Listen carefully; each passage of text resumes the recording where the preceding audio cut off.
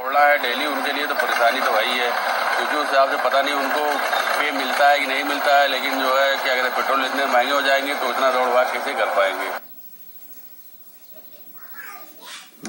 And as fuel prices across the country smash new records every single day, there are some real-world consequences of the hike. It's affecting people like Babu Patel, who has been making a living for the last 22 years, ferrying essentials between Karnataka and Maharashtra. He had sold his house to buy 2 trucks to get started in this profession, but now he's struggling to make ends meet. Amita files this report.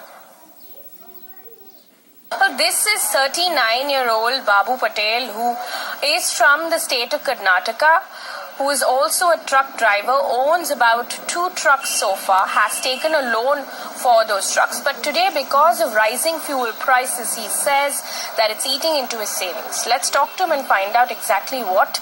आप बताइए हमें, आपको कितना तकलीफ हो रहा है? हर महीने आप कितना खर्चा करते हो इस पे, और महीने महीने कितना बचता है? मैडम पहले तो बच जाता था थोड़ा बहुत, फिर भी कम बचता था, लेकिन थोड़ा बहुत बच जाता था।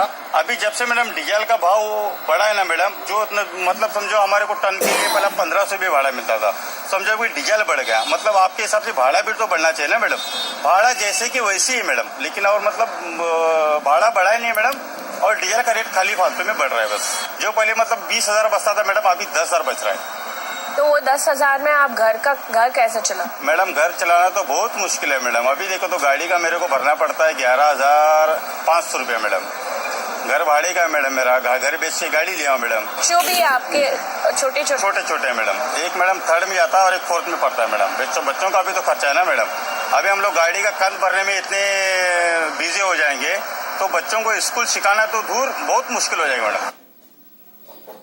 Well, amid rising fuel prices,